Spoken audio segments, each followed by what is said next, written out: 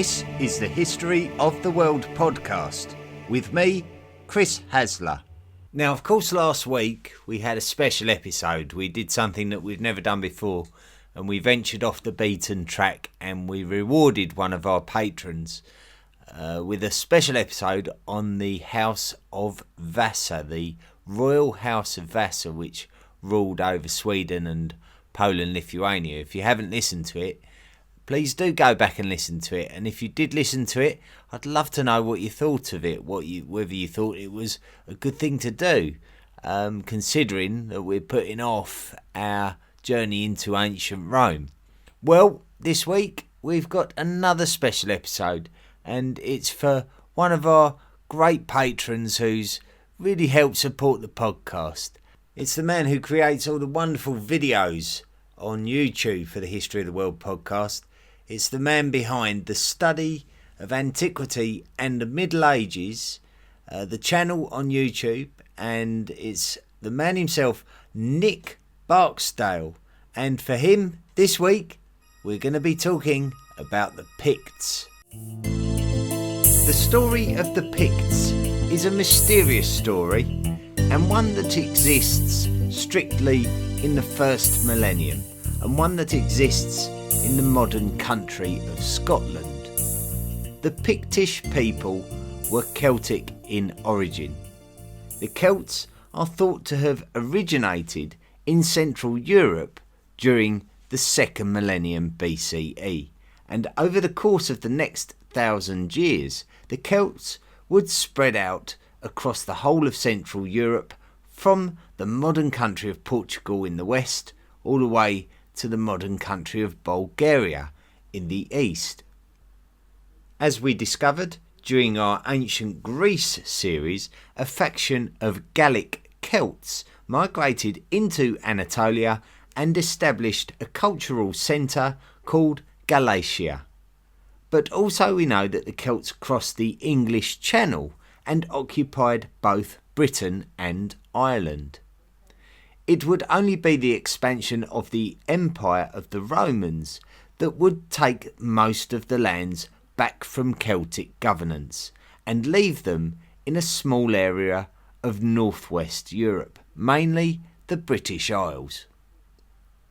With the Celtic peoples covering such an expansive area over such a long amount of time, the Celtic tribes of Europe would become more distinguished from each other over time. So when the Romans invaded Britain, they would have already been familiar with the Celtic peoples, but none quite like the ones that they encountered in Britain. Those scholars who have studied Celtic cultures very closely can even distinguish between the different Celtic tribes of the British Isles. Through linguistics, they can determine that the Celtic languages are Indo-European in origin, and that's because of the way that they pronounced particular consonant sounds. There were two groups of Celtic languages. One group of Celtic languages were called P-Celtic, and the other Q-Celtic. The Celts who lived in the north of Britain favoured using the Q sound instead of the P sound on particular words, and therefore their languages are called Q-Celtic. The distinguishing things about the Celtic people of the British Isles was the fact that they painted their faces and bodies with dyes. Their clothes and hair were dyed in bright colours, and they referred to themselves as the painted people. Now this is interesting because of the rather more well-known story of how the Picts got their name. It's because of the Romans. The Romans came across these painted people and called them the Picti. Picti has the same etymological root as the word picture, which is derived from the Latin word for painting. This is interesting because of where we believe the etymological origin of the name Britain comes from. The Romans called the British island Britannia, believed to have originated from the Celtic word Prytanni. That could have been the Celtic way to describe themselves as the Painted Ones. If the original P-Celtic word was Pruinia, then the original Q-Celtic word was Cruinia, and Cruinia was supposedly the name of the first Pictish king. The Picts, as the Romans called them, are the people described as occupying lands where the Romans had previously described as being the home of the Caledonian people, which is really in the northern portion of Great Britain. And so the story of the Picts as a distinct group of the Celtic residents of Britannia is the story of the inhabitants of the modern country of Scotland. Agricola. Gnaeus Julius Agricola was born in Gallia Narbonensis, which is in the modern country of France, in the year 40. And he would become an important official of the Roman Empire. Upon coming of age, he would be sent to Britain as a military official to learn more. So throughout his career, he would stay close to British politics, and he would come and go throughout his life. In the year 79, Agricola would embark on a campaign of northern Britain. It was a very highly considered campaign, with roads being laid down and forts being built. The Pictish peoples would have surely been among the Caledonian confederacy reported to have opposed the Romans under Agricola at the Battle of Mons Graupius, in which the Romans scored a big victory. But with reports of the Caledonians fleeing into the woods and disappearing from the Roman radar, the Romans would have to just be satisfied with the military victory. The rugged terrain of Scotland just wasn't a place favourable for open battlefield conflict, and so eliminating the Caledonians completely was going to be virtually impossible. The lowlands of modern Scotland were secured by the Romans under Agricola, and the Pictish peoples would have been pushed further north into the highlands of Caledonia. Agricola's campaigns were deemed to be successful, and he would be recalled in the year 85 and seemed to go into a condition of retirement, although he would end up dying at the young age of 53 in the year 93. Septimius Severus. We know that throughout the 2nd century that the Romans would be in conflict with those tribal societies of northern Britain, and the legacy of these conflicts were preserved by the construction of Hadrian's Wall and the Antonine Wall, which were both designed to represent the northernmost border of the Roman Empire and a place by which they could look north and subdue the British tribes. However, when Septimius Severus became the Roman Emperor, he decided that Caledonia should be conquered, and he would prepare an army of 40,000 people to get the job done. Both Hadrian's Wall and the Antonine Wall were refortified, before Severus would endeavour to go one step further than Agricola and completely conquer the island, and although he was the emperor, he would be doing it in person. The Romans marched into the Caledonian lands with purpose, and although it was originally thought that the Roman fort of Carpo was built during this period, the beginning of the 3rd century, it is now actually thought that Carpo was originally a 2nd century construction that Severus recommissioned and improved. Carpo has been identified as a Pictish word, and the Picts are identified as having their own Pictish language, which is most likely a Brythonic language, which is a form of Celtic. So Severus was able to establish himself as a viable threat to the modern Scottish lands, possibly on the verge of subjugating these lands of northern Britain in the same way as they did to the modern English and Welsh lands. However, there were rebellions among the natives before Severus would have to return south to the city of Eboracum, the modern city of York, due to illness. Severus actually died from this illness in 211, and his sons, who had accompanied him, were far more interested in going back to Rome to compete for the Roman throne than they were in fighting Caledonians.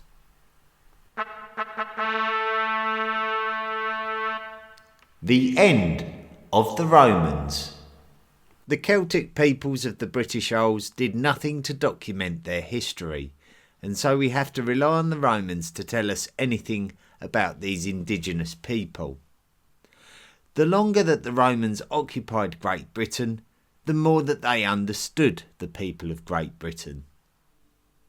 By the 4th century BCE, the Celtic Britons, who lived alongside the border of Roman Britain, had got somewhat used to living on a Roman border, close to Roman people, because it is all that they ever knew in their own lifetimes. To them, having Roman neighbours was quite normal. However, in the far north of the island were Celtic Britons who didn't have any real relationship with the Romans and just saw them as an aggressive threat. It seems that these were the Picts, with their distinct attitude and their distinct language. Now, we always have to be speculative about who was a Pict and whether societies were integrating into and out of Pictish ethnicity, but we believe that we can generally consider the Picts to be those societies in the far north of Scotland by this time, and that they were the ones who resisted Roman integration longer than most other Celtic societies of Great Britain. The Picts were generally much more of a concept, largely linked by a similar language, so we mustn't think of them as a nation state, but as a group of societies with cultural links, such as their language. Eumenius, the Roman scribe, referenced the Picti in his writings late in the 3rd century, and also referenced the Hiberni, who were believed to have originated in Ireland and were likely ancestral or synonymous with the Scotti, who would migrate across the Irish Sea to Scottish lands during the 1st millennium. These outlying Celts, who had not become accustomed to Roman presence and culture on the British Isles, appear to have frequently challenged the Romans, and the intensity and solidarity of these societies appeared to intensify during the 4th century, with repeated allied attacks from the Picti and the Scotti, allied with other Celtic Britons and Saxon pirates who had been shown an interest in the British Isles themselves. The Saxons were seafarers from Germanic lands who were raiding the lands of the North Sea and the English Channel, but they were certainly no friends of the Romans. Going into the 5th century, the Romans had to recall all of their resources to defend their continental interests, and this meant that because the north of Great Britain was pretty much on the extremities of the Roman Empire, that these lands were among the first to be abandoned. So the Roman threat to Pictish lands gradually diminished and eventually disappeared.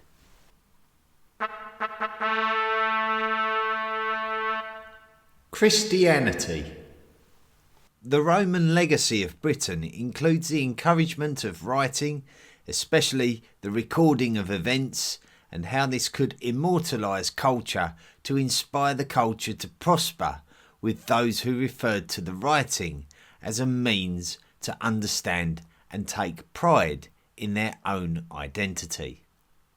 It is thanks to those writings that we can even have some form of story about the Picts, as we see points of reference dotted around in first millennium British and Irish annals and chronicles. Pictish king lists exist, although many historians would suggest that the earliest records refer to mythological kings only, such as Cruithne, mentioned as the first Pictish king earlier in the episode. Also, we find that some sources mention alternative names for particular time periods, which supports a theory of there being multiple kings for multiple tribes or societies, which further supports the notion of there not being a united Pictish nation of people, but more likely numerous Pictish societies acting as a confederation if it suited them to do so. One of the Pictish kings mentioned in the first millennium scriptures is a man called Briday. Briday was a Pictish king and likely to be of a proportion of Pictish people who ruled at the same time as other Pictish kings over other societies of Pictish peoples. Briday is believed to have received his crown in a patrilineal manner, so after the death of his father, but Briday's reign was significant because we believe that this was during a very important period of British history. Christian missionary work in the British Isles had been going on certainly during the 5th century BCE, with the work of St Patrick being iconic of this. King Briday was alive during the lifetime of Columba. Columba was ordained in 551 and Briday became a Pictish king in 554. Briday's kingdom was based around the town of Inverness in the north of the modern country of Scotland, and Columba reached Inverness while touring the Scottish lands carrying out his missionary work. When he met Briday, he successfully converted him to Christianity, and the Pictish people of the kingdom dutifully followed their king, so the Picts were now a Christian society.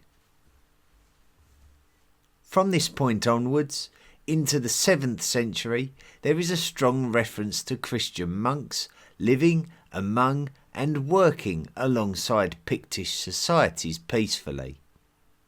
The Christian Church of Scottish lands took on a distinctly Celtic character, which distinguished it in its style. The Celtic Christian Church was a humble church where monks lived in poverty alongside their wives, which is unlike some of the chaste traditions of other Christian society monasteries. The churches and chapels were small, and the apparent absence of a modern secular society structure in Pictish lands was echoed by the church, which did not have the kind of parish structure that we may be more familiar with in more civilised Christian societies.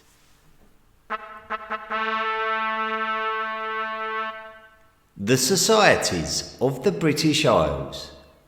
The political makeup of the British Isles was ever-changing during the first millennium, and it can be difficult to distinguish societies due to the fluid movement and integration of peoples. So we have to go against our instincts to categorise everyone and everything, and remember that these societies did not have a modern structure with borders and identities like the modern nations that we know today.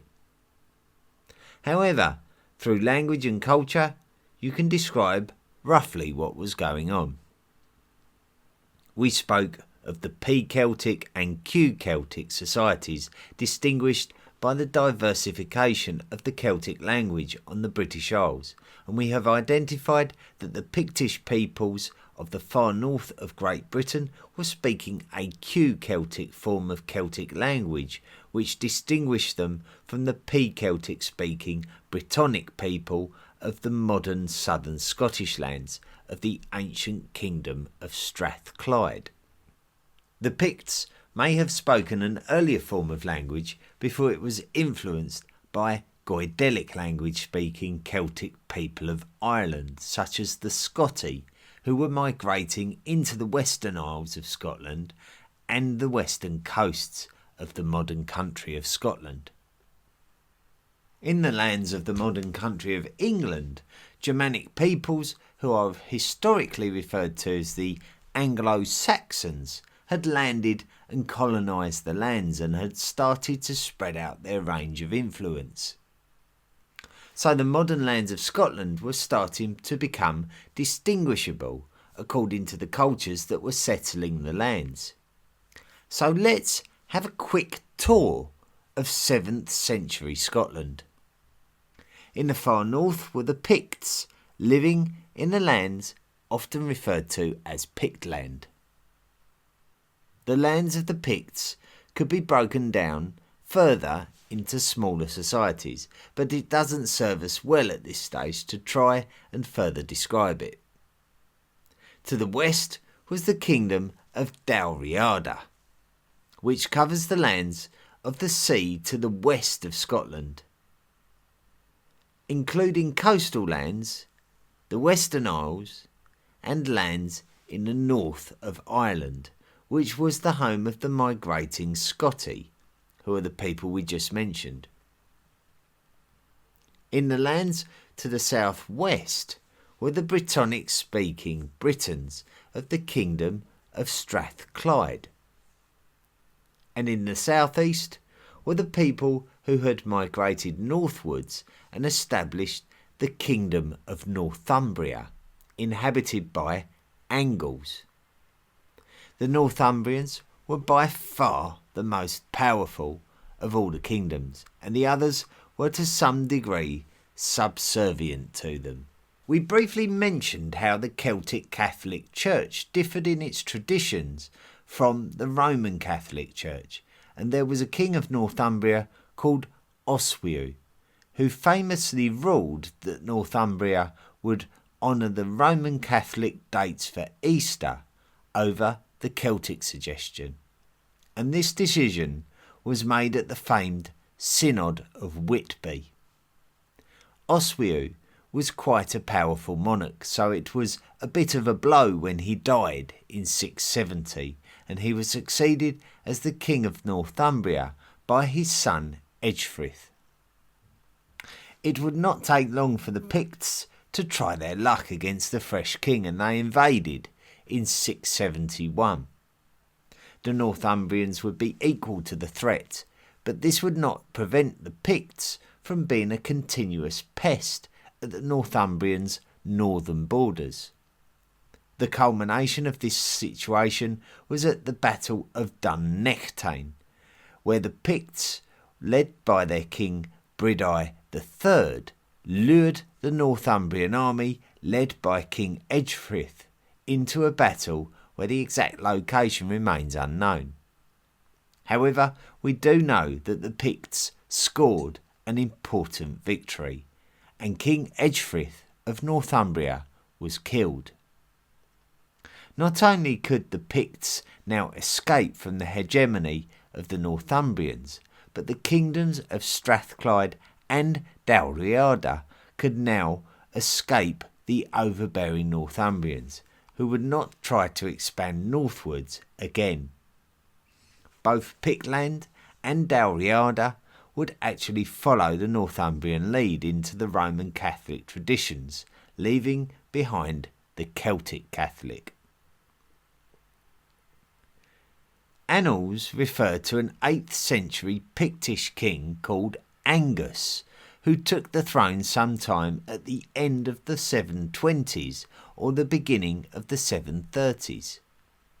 Angus's reign was significant because he was able to take control of the lands of Dalriada, putting the Scots of Dalriada under Pictish rule. Some claim that Angus himself had some Scottish blood, which meant that a takeover of Dalriada may have been somewhat acceptable to the Scots. But there is evidence that Dalriada is somewhat disjointed with a lack of cohesion, which Angus took advantage of, pillaging the kingdom of its wealth.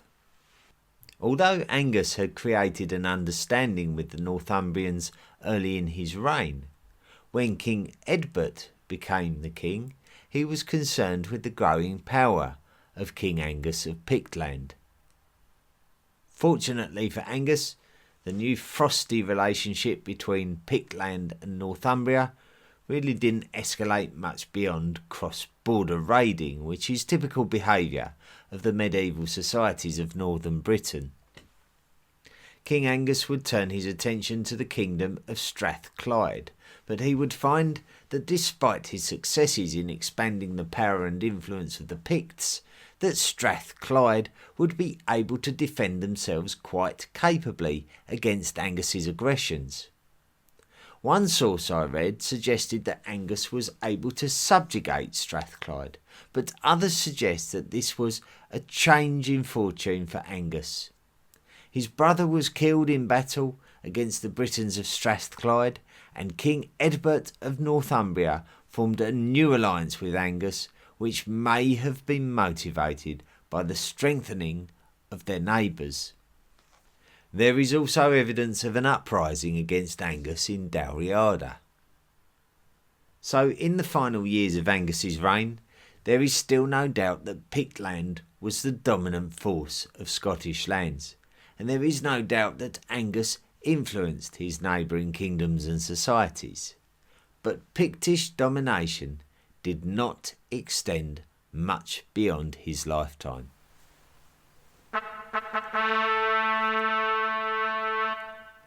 Norsemen.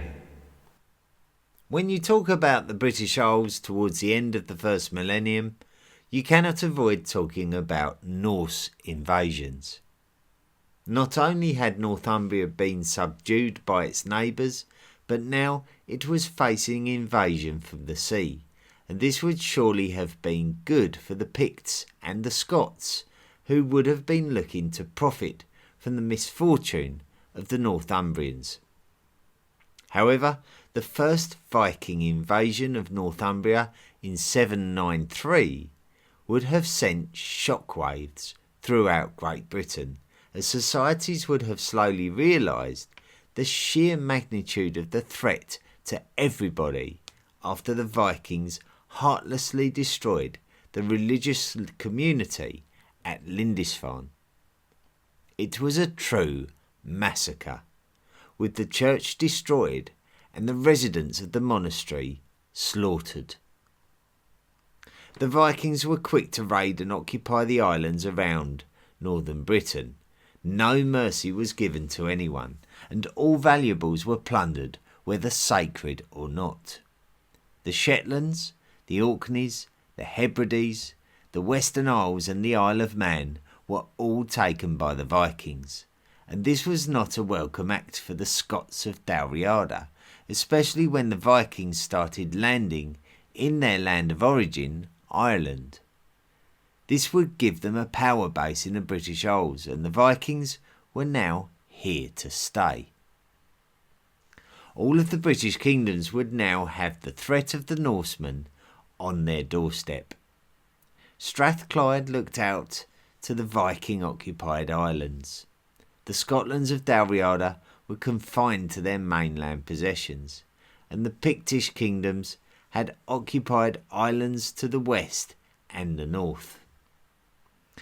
This is what brought the Picts and the Scots into a union. The actual nature of the union remains unknown, but we can be sure that the mainland societies were very concerned about the Viking presence and knew that they would need to stick together to deal with it. Early in the 9th century, a man called Alpin was the king of Dalriada, and he consolidated the union between the Scots and the Picts by marrying a Pictish princess. They would have a son, and that son would become a major icon in Scottish history. His name was Cynnaeth, the son of Alpin, and so his name comes down to us today, somewhat anglicised, as Kenneth MacAlpin. Cynnaeth may have become the king of Dalriada in around 841, when his father Alpin died. It is possible that the Pictish throne could have been matrilineal, and that could explain how Cynnaeth would have qualified to have been the Pictish king also. There is a chronicle that describes Viking invasions of Pictland, but it suggests that it wasn't necessarily Vikings from modern Norwegian lands, but possibly Danish pirates. The chronicle describes how many Picts were slaughtered. Now, with Cynnaeth likely considering himself of Scots origin as opposed to Pictish, there is a suspicion of Cynnaeth marching from Dalriada to Pictland and taking the Pictish throne without much opposition. There is suspicion of a battle where Cynnaeth killed many Picts, but this could have just been Cynnaeth battling against local earls who were rivals for the Pictish throne. What happened next is something that puzzles historians to this very day. It seems that during the reign of Kenneth MacAlpin, that the annals and chronicles fall somewhat silent about events from 844. And then when the stories re-emerge describing the later years of Cynnaeth's reign, there is no mention of the Picts. There is no mention of the Picts ever again.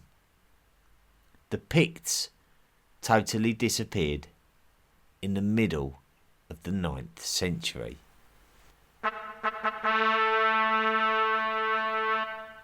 Legacy. So what happened to the Picts? Well, in my opinion, I simply believe that they were absorbed into the kingdom of Kenneth MacAlpin. And due to the aggressions of the Vikings venturing into Caithness in the far north, those Pictish people that were left were probably squashed into the area of Moray. If Kenneth MacAlpin did kill the rival earls, then the culture of the Picts may have been compromised, as there was a Pictish aristocracy ruling over the classes of agricultural peasants and slaves. The peasants and slaves would have had little influence over their destiny, with the aristocracy put down by the Scottish King Cynnaeth, and so Pictish culture may have been simply diluted down to nothing and simply become part of an amalgamated kingdom of Scots and Picts, which would be the embryo of the modern country of Scotland. The mystery of the Picts is further accentuated by around 200 incised stone slabs that date between the 4th and 7th centuries and have been found in the east of Scotland, in an area undoubtedly Pictish. We described how the Picts became Christianized, and the later stones definitely relate to the Christian culture of the Picts. The earlier ones were before the Christianization of the Picts, and these are the most mysterious, with strange imagery of humans and animals which appear to be distinct to Pictish culture, with nothing else quite like it discovered elsewhere in the British Isles. Pictish place names are very distinguishable. One of the easily recognisable place name prefixes is Pit, as in the town name Pitlochry, and it's often referenced as characteristic of Pictish town names. However, a more interesting Pictish prefix is Aber, as in the town Aberdeen. Aber means river and can be compared to the Aber used in Welsh town names such as Aberystwyth, which points towards the Celtic connection. Some historians actually believe that Pictish cultural origins predate the Celtic migration to the British Isles, but there is no strong evidence for this theory. However, if the Scots migrated over from Ireland, then the original Scottish people were the Picts, and we could have very easily have been calling Scotland today Pictland instead. So there we go, that's the end of the Picts. A fascinating story, and a very mysterious story as well, where the origins of the Picts is very hazy, but we do get some nice stories of different kings of that era who were gallivanting round the countryside looking for the odd battle or skirmish here and there. So a very interesting period in British history and a very interesting period of Scottish history.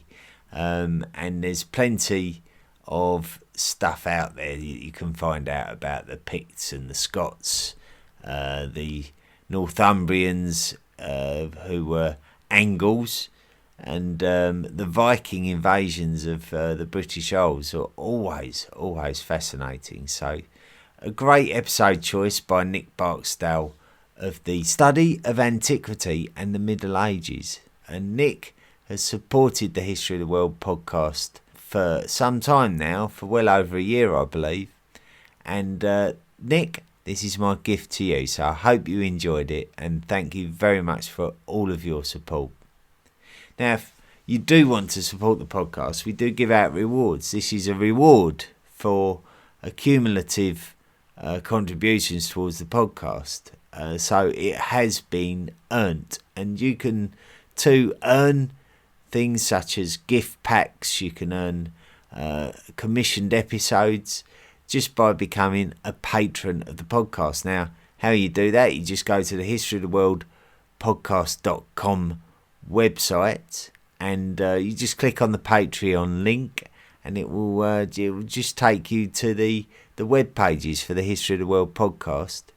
And you can decide to contribute as much or as little as you like. So even from $1 a month you can donate. And believe me, all of those $1 contributions, they soon add up into something significant. And, you've quite likely, those of you who are $1 contributors, you've quite likely contributed towards some of the reading material that I'm using now for these podcasts, especially for the upcoming Rome podcast. So thank you so much. And for all of you who cannot donate, it's a tough time for many of you, and the luxury of this podcast being free is not something that I wish to downplay. It's great that it's free, and otherwise if you can't make a financial contribution, then don't forget to rate and review the podcast, because that itself has a great value to it. So you will be helping the podcast out.